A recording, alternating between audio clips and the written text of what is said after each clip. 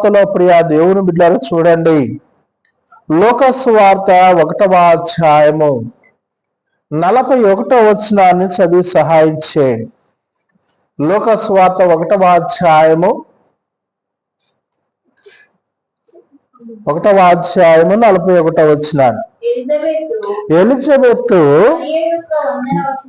మరి యొక్క వందన వచనమును వినగానే ఆమె గర్భములో శిశువు గంతులు వేయుచుండెను. అంతటా ఎలిజబెత్ పరిశుద్ధాత్మతో నిండుకున్నదై బిగ్గరగా ఇట్లనెను, స్త్రీలలో నీవు ఆశీర్వదించబడిన దానివి, నీ గర్భఫలమును ఆశీర్వదింపబడును గాక. ఆమేన్, హల్లెలూయా. బైబిల్ గ్రంథంలో ప్రియులైనటువంటి దేవుని బిడ్డలారా, కొందరు స్త్రీలకు చేయబడిన వాగ్దానము, ఈ వాగ్దానము ప్రియులైనటువంటి దేవుని బిడ్డలారా చూడండి, లోక సువార్తలో ఎలిజబెత్ను గురించి మాట్లాడుతూ ఉన్న మాట. ఎలిజబెత్ ప్రియులైనటువంటి దేవుని బిడ్డలారా మరియను చూసి వందనమును చెప్పగానే ఎలిజబెత్ కడుపులో ఉన్నటువంటి కుమారుడు అంట ఏం చేస్తూ ఉన్నాడు? గంతులు వేస్తూ ఉన్నాడు. ప్రియులైనటువంటి దేవుని బిడ్డలారా, ఎవరు? పరిశుద్ధాత్మ వరము చేత పుట్టబడుతున్నటువంటి కుమారులు. యోహాను భక్తులు ప్రియులైనటువంటి దేవుని బిడ్డలారా, తల్లి గర్భబంధం ఉండగానే యేసు ప్రభు వారి యొక్క తల్లిని చూసి ప్రియులైనటువంటి దేవుని బిడ్డలారా, గర్భంలో ఉన్నటువంటి శిశువు గంతులు వేయుచున్నది.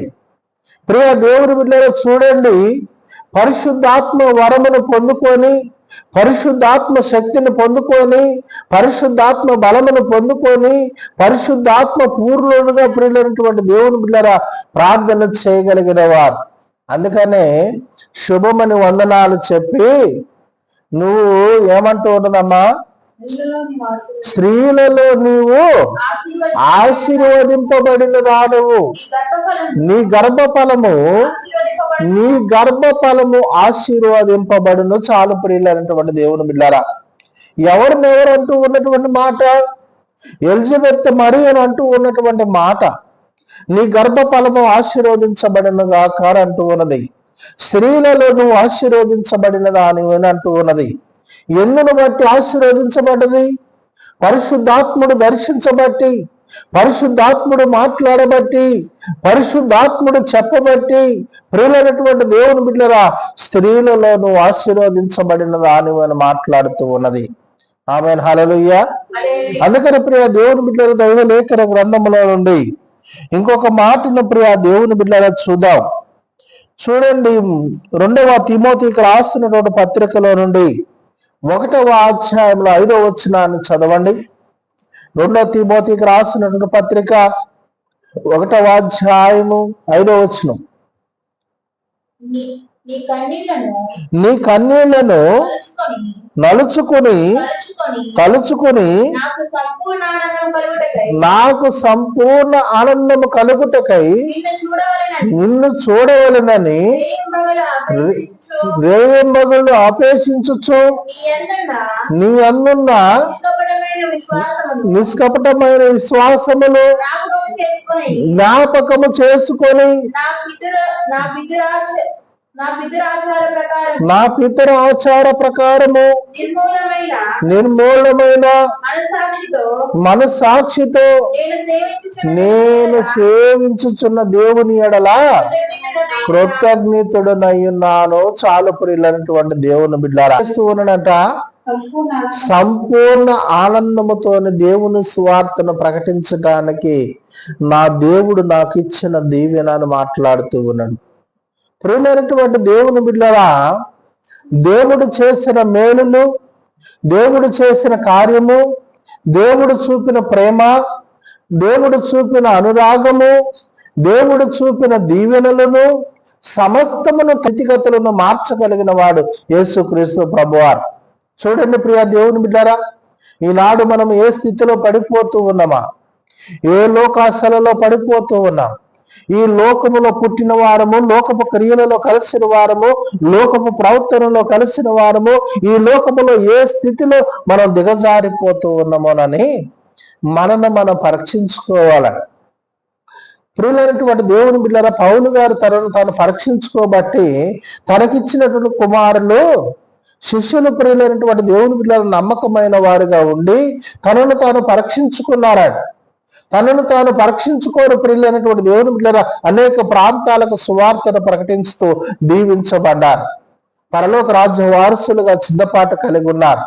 మనమైతే ప్రియులైనటువంటి దేవుని బిడ్డలారా ఏ స్థితిలో దిగజారుతూ ఉన్నామో, లేదు దిగజారని స్థితిలో ఉండి ప్రార్థన చేయలేనటువంటి స్థితిలో ఉన్నామేమో, మనల్ని మనం పరీక్షించుకుంటే ప్రియ దేవుని బిడ్డలారా దేవుడు తప్పక మనల్ని ఆశీర్వదించటానికి ఆయన సిద్ధ మనసు కలిగి ఉన్నాడు. ప్రియ దేవుని బిడ్డలారా, ఇంకొక మాటను కొత్త నిబంధన గ్రంథంలో నుండి ఇంకొక మాటను మనం చదువుకున్నాం. ప్రియ దేవుని బిడ్డలారా, లోకాసు వార్తలో నుండి 1వ అధ్యాయము 46వ వచనాన్ని చదివి సహాయం చేయండి.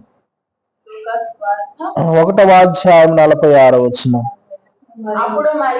అప్పుడు మరియా ఇట్లనెను, నా ప్రాణము ప్రభువును గణపరుచుచున్నది, ఆయన తన దాసురాలి దీనస్థితిని కటాక్షించెను, నా ఆత్మ నా రక్షకుడైన దేవుని యందు ఆనందించెను. చాలు ప్రియులైనటువంటి దేవుని బిడ్డలారా, ఎవరిని కటాక్షిస్తూ ఉన్నాడు? దీని దాసరాలను ప్రియులైనటువంటి దేవుని బిడ్డలారా కటాక్షించగలిగినటువంటి దేవుడు.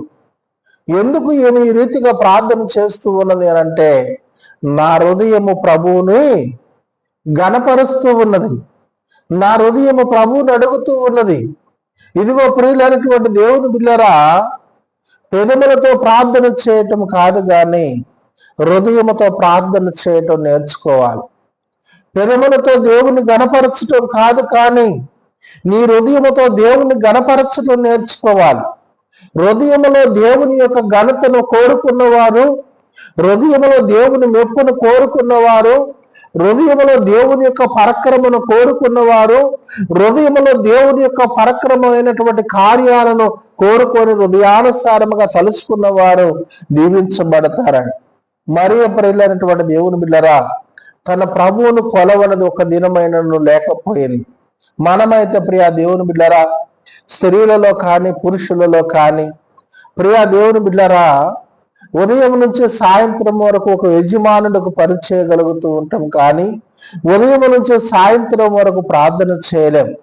ఉదయం నుంచి సాయంత్రం వరకు ఒక యజమానుడి కాడ పనిచేసి వచ్చి ప్రియులైనటువంటి దేవుని బిడ్డలారా రాత్రి ప్రార్థన చేయలేం. చూడండి ప్రియా దేవుని బిడ్డలారా, ఈ లోక యజమానులకు మనం ఆ రీతిగా లోపడితే పరలోకపు దేవునికి ఏ రీతిగా నువ్వు లోపడగలవు? పరలోకపు దేవునికి ఏ రీతిగా ప్రాధాన్యతనివ్వగలవు? ప్రియ దేవుని బిడ్డలారా చూడండి, పాత నిబంధన గ్రంథము నుండి మొదలుకుంటే కొత్త నిబంధన గ్రంథము వరకు కూడా దీవెనరాడు. దీవెన ఆశీర్వాదము కలగటానికి గల కారణం ఏంటి అని అంటే ప్రార్థన.